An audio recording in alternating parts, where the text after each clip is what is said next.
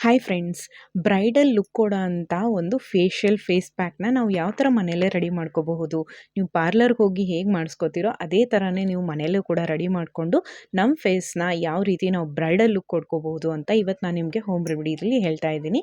Friends, step number 1 ನೀವು ಹಾಲನ್ನ ತೊಗೊಳ್ಳಿ. ಅಂದರೆ ಕಾಸದೇ ಇರೋಂಥ ಹಾಲನ್ನ ತೊಗೊಂಡ್ಬಿಟ್ಟು ಅದಕ್ಕೆ ಸ್ವಲ್ಪ ಅರಿಶಿನ ಆ್ಯಡ್ ಮಾಡಿ ಫಸ್ಟು ಕ್ಲೆನ್ಸಿಂಗ್ ಮಾಡ್ಕೊಳ್ಳಿ. ಒಂದು ಕಾಟನ್ ಪ್ಯಾಡಿಂದ ಫುಲ್ ಫೇಸ್ನ ಕ್ಲೆನ್ಸಿಂಗ್ ಮಾಡ್ಕೊಳ್ಳಿ. ನಿಮ್ಗೇನಾದರೂ ಡಸ್ಟ್ ಇದ್ದರೆ ಹಾಗೆ ಡರ್ಟ್ ಇತ್ತು ಅಂದರೆ ಅದು ಕ್ಲೀನ್ ಆಗುತ್ತೆ.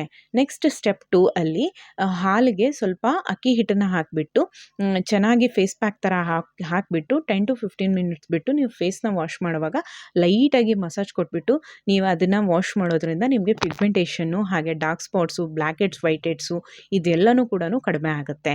ಸ್ಟೆಪ್ ನಂಬರ್ 3, ರಾ ಮಿಲ್ಕ್ ಅಂದರೆ ಕಾಸದೇ ಇರೋ ಹಾಲಿಗೆ ಸ್ವಲ್ಪ ಆಲೋವೆರಾ ಜೆಲ್. ಫ್ರೆಂಡ್ಸ್, ಇದನ್ನು ಹೇಳ್ತಾ ಇರೋದು ಯಾವುದೂ ಕಾಸದೇ ಇರೋ ಹಾಲನ್ನೇ ಹಾಕಿ, ಕಾಸಿರೋ ಹಾಲನ್ನ ಹಾಕೋಕ್ಕೆ ಹೋಗಬೇಡಿ. ಕಾಸದೇ ಇರೋ ಅಂಥ ಹಾಲಿಗೆ ಆಲೋವೆರಾ ಜೆಲ್ನ ಹಾಕ್ಕೊಂಡು ನೀವು ಫೇಸ್ಗೆ ಅಪ್ಲೈ ಮಾಡೋದ್ರಿಂದ ನಿಮಗೆ ಇನ್ಸ್ಟೆಂಟಾಗಿ ಬ್ರೈಟ್ನೆಸ್ನ ಕೊಡುತ್ತೆ, ಇನ್ಸ್ಟೆಂಟಾಗಿ ಗ್ಲೋನು ಕೂಡ ಕೊಡುತ್ತೆ.